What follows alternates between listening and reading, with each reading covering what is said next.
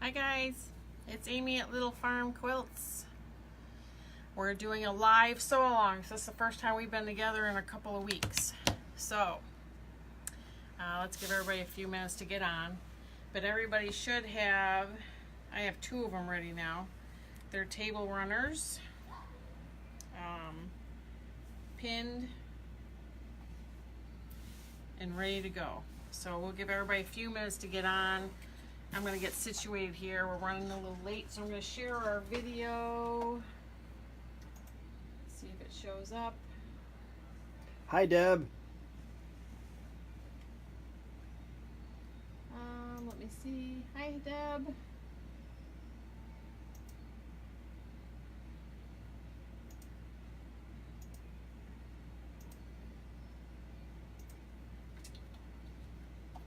So I'm going to share this on over to our Little Farm Quilters page so everybody can see it there.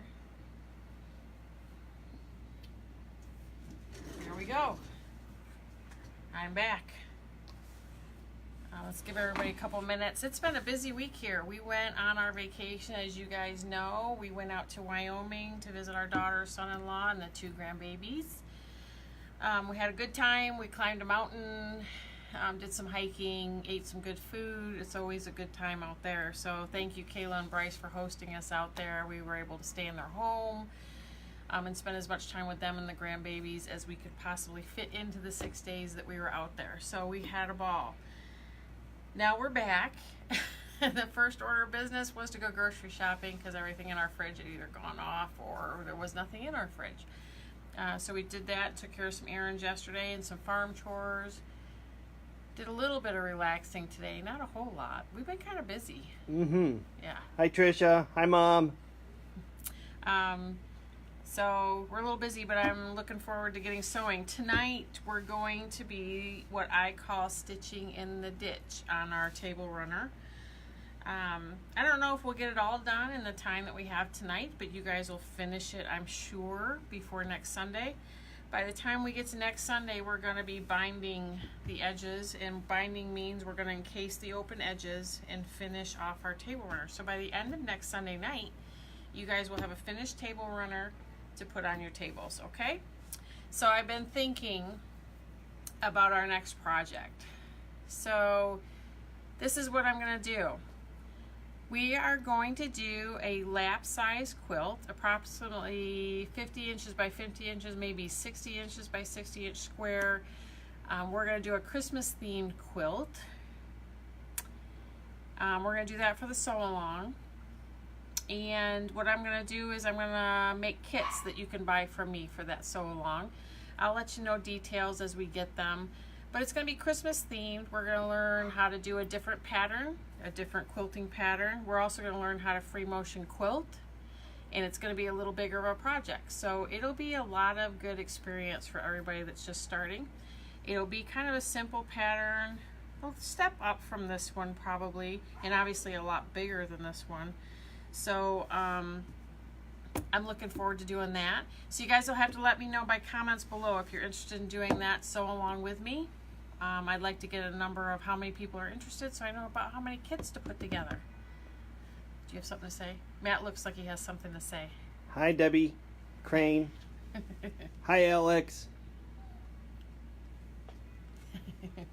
Hi, Alex. So that's our next sew along. So we only have this Sunday and next Sunday for this project. And then the next one, I think we'll start in a couple of weeks after that. Okay? If everybody wants, just let me know if you want a kit and I'll put one together for you. Okay? So we're going to get started on the stitching in the ditch. Stitching in the ditch you do on your normal machine. I'm going to do this project with my normal foot in place. You could do it with what's called a walking foot in place, which for my machine looks kind of like this. I find this thing, although very handy for sewing on binding, for this thickness of piece it's not really necessary. So I'm not going to use it because it's pretty loud, and on video I think it's going to get too loud. But stitching in the ditch, just so we clarify, what we're going to do, the ditch is the seam between the two fabrics. So what we're going to do is stitch in here all the way down and all the way around. And then we're going to stitch around each one of these squares as well as in the 4 patch here. So like I said, we might not get it all done in the time we have tonight, but you will get it done before next Sunday, I'm sure. So I'm just going to take my thing, and one note, don't run over your pins. Make sure you take them out when you get close to them, okay? So I'm going to start over here, and I'm going to start on the short side. Matt's serving as my cameraman. And I'm kind of hoping I have a full bobbin in here because I haven't really been here to check. So I put it in under my presser foot, and I'm looking at the needle, and I'm going to use the hand crank. Hold on. Hold on. I'm going to come around Matt's to get gonna a come better closer. shot. Whoops, I lose my power cord. And I'm going to hand crank the needle down into that corner. You guys can see that. And then I'm going to stitch slow, but you're going to kind of want to hold everything together, okay? So hands like this. And this will come in handy when we do free motion quilting on the next project, because you'll need to be able to hold your hands for that too. And I'm just going to slow, make sure everything kind of stays level.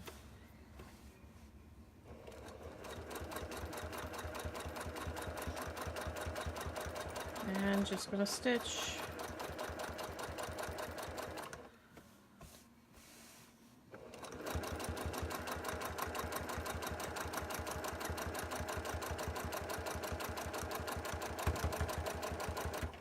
And I'm going to check now. I probably should have done it sooner just to see how it's working up.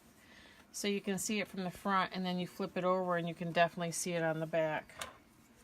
So I'm going to clip threads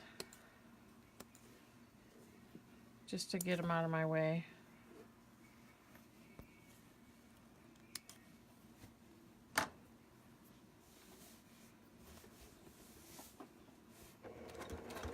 And then I'm going to keep sewing.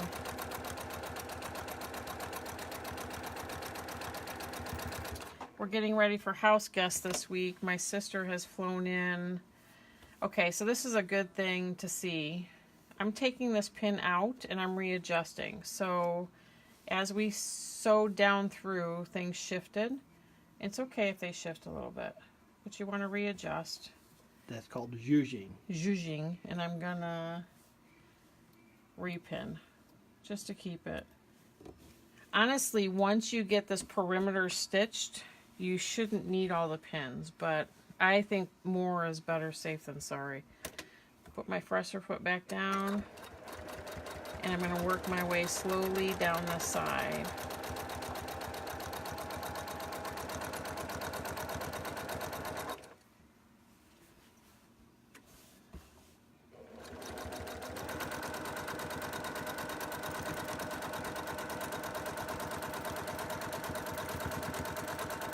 Anyway, we're getting ready for my sister to come visit in a couple of days. She flew in from the West Coast with her kids on Saturday, the day after we flew back from Wyoming. Nope, we flew back Friday. I said the day after we flew back from Wyoming. And she's been with my mom, and in a couple of days, everybody's headed down here, so we will have a full house down here.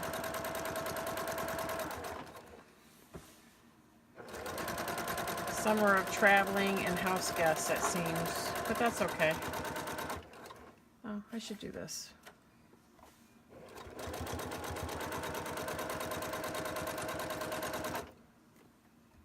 Oh, I got that right in the corner.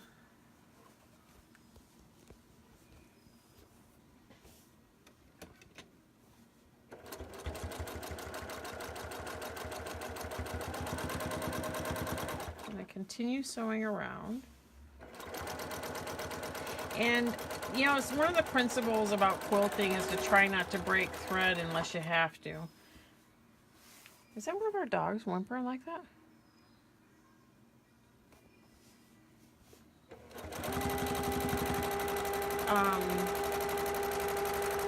Sorry, that just distracted me. is try not to break thread. So when I get back to this corner where I started over here, I'm going to figure out where to go next without breaking thread. So it may mean going over a seam another time, but that's okay. In quilting, that's okay. Trisha, does that mean you're in for my next sew along? Because it says I am.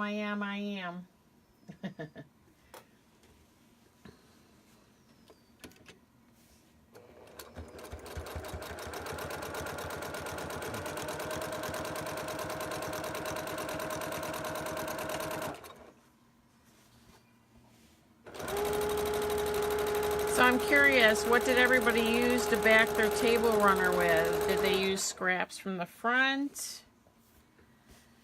Did you use another piece of fabric?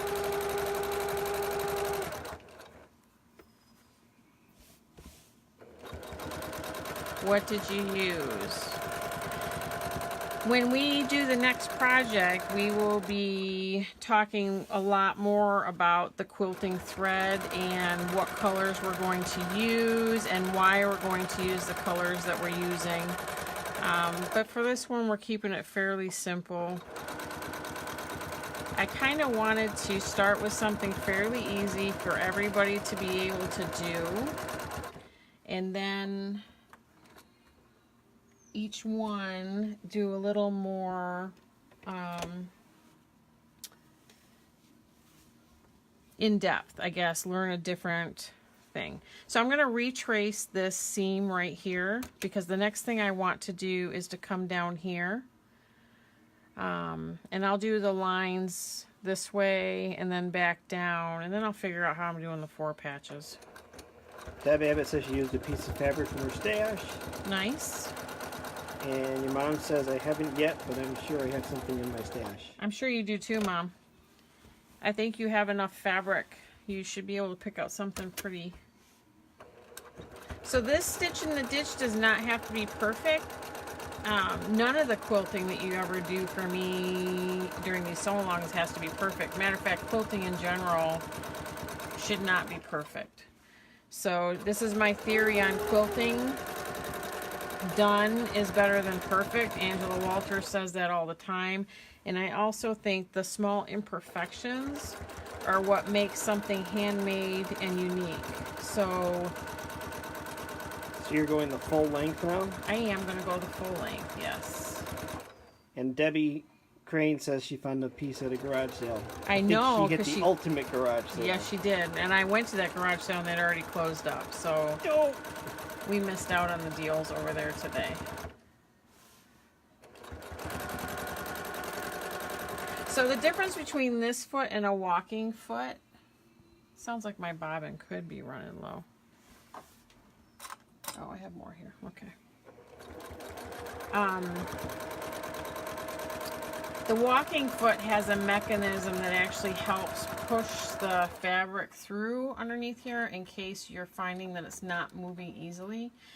You should not have to push your fabric very hard. It should just glide through the feed dogs. The grippers below here should be able to move it through. Now see how I'm folding up my item because now I've got,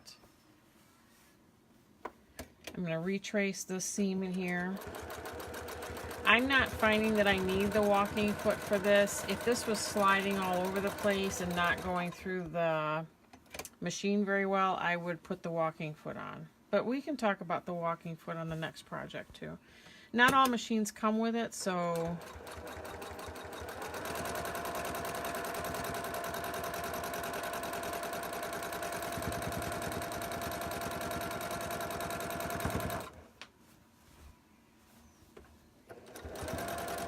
the other thing I've learned about quilting is we usually have one way that we all like to do it, and that's our best way. So even with the stitching in the ditch,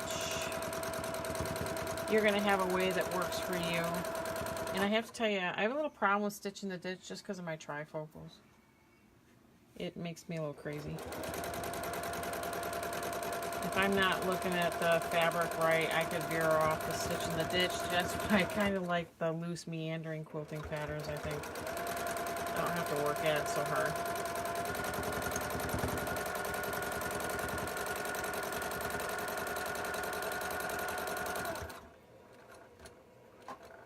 Okay. So I think, I'm trying to think how I'm going to do this now.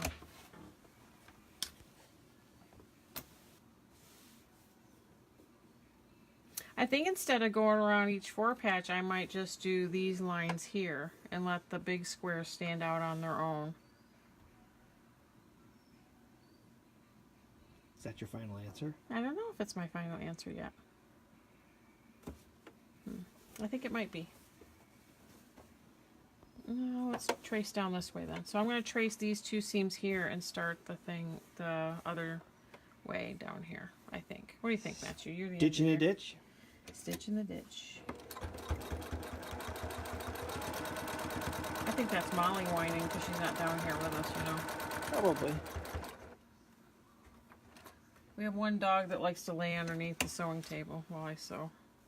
The other 2 dogs don't come down here. Whoops, a little fast, but that's okay. Okay, so I'm stopping there, and I'm going to start doing these. Are you going to fold up the thing? I am. I just want to get the presser Okay. foot down first. See on the back you can see the stitching, and I did this intentionally. I have a black kind of flower print for the back, and I left white thread in because I wanted you guys to be able to see the stitching. When you quilt, sometimes you're going to have contrasting thread to back, sometimes you're going to have matching thread to back. It depends on what your desired look is. But like I said, in the next project we'll talk about that a little more.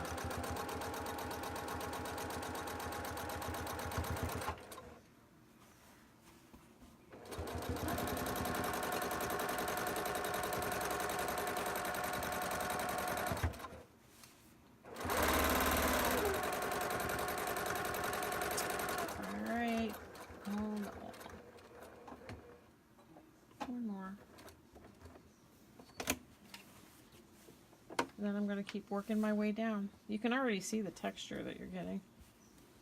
If you guys want to do these crosses in the 4 patches, be my guest. You can do that. We're not going to do that tonight. But you can. It'll give you more texture in those squares. It actually will probably have a quite nice look to it.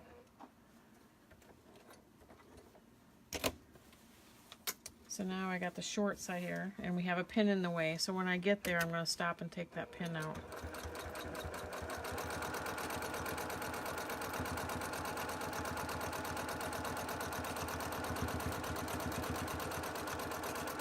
So you can see here, it looked like I was going to have a ripple because everything bunched up as I was sewing over. I did not get a ripple. If you get a ripple here, do not rip out stitches. It's not necessary. Ripples are part of quilting, and sometimes they just happen. I'm going to take this pin out before my needle hits it. You really don't want to hit those pins with your needle. Number one, it's loud, especially on this machine. It'll scare the crap out of you. Number two, it breaks needles, and needles are not the cheapest thing in the world if you're using good ones. And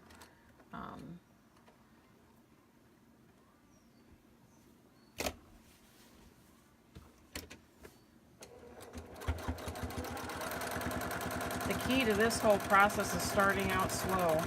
If you're not stitching in the ditch all the time, you need to start these kind of slow. How do you know if your bobbin's empty? Well, I know because it'll stop stitching.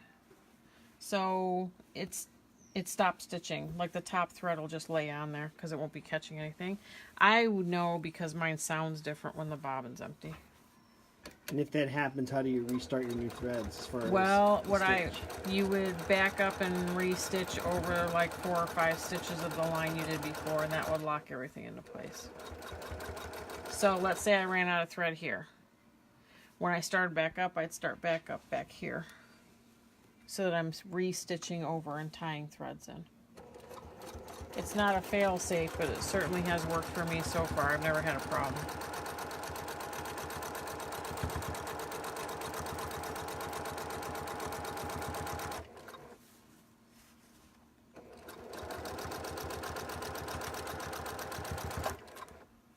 Also, scooch for just a second. If you find yourself having difficulty, like you feel like you're losing grip of the fabric, they do sell these quilter's gloves. Honestly, you can use the garden gloves out of Walmart that have the rubber tips on them. They work just as well, and they're probably really cheap right now. These are just a Fons and Porter glove, and honestly, I think I got them off Amazon. They were like $3 for the pair, maybe $5. When we get to the bigger projects, you're going to want a pair of those gloves. It just makes it easier. And it gives you less hassle at the machine, period. So, I don't know, Debbie Abbott, do you use those gloves? Or any gloves? Debbie Abbott does a lot of... Hi, Jessica. Quilting. I don't know if she uses those gloves or not. I use them, I don't know, probably 50% of the time. It really depends on the size of the project. Typically more so when you're doing free motion. Yeah, but even then, I tend to not use them as much as I used to in the very beginning. I just have found ways to do it without the gloves on. The one thing that people do suggest to use, and we'll talk about this more as we get close to the next project, it's called a slide mat, and it's like a Teflon coated mat that goes on here. And I have to tell you, I had it on my old long arm setup, and I loved it on that one. And then I put one on this setup, and sure enough, the thing folded up as I was free motion quilting something, and I sewed it to the back of the quilt and had to undo a bunch of quilting. So needless to say, I haven't used one since. I don't like having to undo quilting, and so... Cindy says hi. Hello. Debbie Abbott says, yep, got them now. They were about $6 on Amazon, I think. Okay, thanks, Deb. I have to be honest, it depends on the project, and honestly, now that I have the new long arm setup, probably the only time I'll be quilting on this setup is when I'm working with you guys. Or small projects like mug rugs or some Christmas presents or things like that. Or when the big setup is tied up with something else. I always have like 4 or 5 projects going at a time, I guess. If you were following along on my Instagram or on the Facebook while I was on vacation, you know that I'm hand stitching some applique on a Christmas quilt. I very highly doubt that will be done for this Christmas. Man. I know it. I actually bought the pattern, as you guys remember, I probably told you the story. 2 years ago. No, last year. At Quilt Odyssey in Pennsylvania. The pattern itself was expensive, so it took me twice of going by it before I actually bought it because I really liked it. Well, I'm not sure why I didn't know at the time that quilt pattern was applique. I'm not a big applique fan.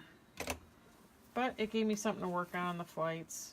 So, there you go. It's my hand sewing project now. So if you are stitching along and you get to the edge and you go past the spot you want to twist the needle at, I just back up. Turn the wheel backwards? I use my backup button. Okay. So every sewing machine has a backup button. Or I turn the wheel backwards if it's only one stitch. You can't do that for more than one stitch or you knot the thread around the needle. We're almost done.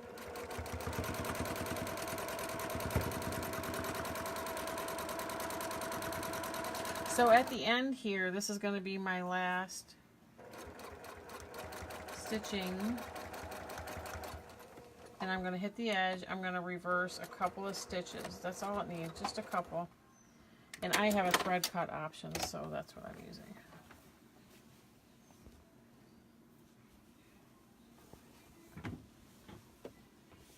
So before we get to next week, I just want to show you what your homework is.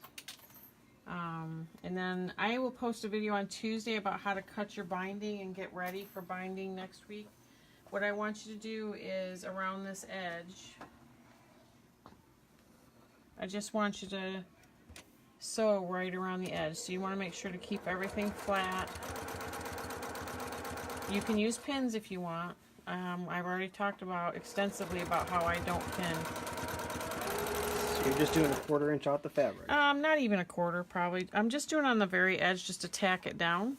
Okay. Because what it does is it gets it ready for binding. Your binding will cover this stitch line, but this stitching on the edge here will keep everything in place, so in the moving around of it from this week to next week, the edge won't get distorted. Debbie Crane, you better pay attention to those ditches. This is not painting with a twist. You shouldn't be drinking while you're sewing. I don't know, I almost got an Emerald Sour before I came down. I didn't have time, otherwise I think I would have. So I want you to do that. It should look like that on all edges. If it gets a little wavy like that, that's okay. So for next week, and you finish your stitch in the ditch if you're still working on it, I want you to stitch along the edge here just to get all this stabilized. So it doesn't have to be perfect. Doesn't have to be perfect. No. No. Can be covered. Right. And then I will post a skills video on Tuesday about cutting your binding and trimming this and getting it ready. And then next Sunday, I'll have more information about the Christmas lap quilt kits. I might have fabric samples for us to look at. And I'll give you an idea of cost of the kit, okay? If anybody has any questions, post them down below. Otherwise, have fun sewing, and I will see you next Sunday. Bye.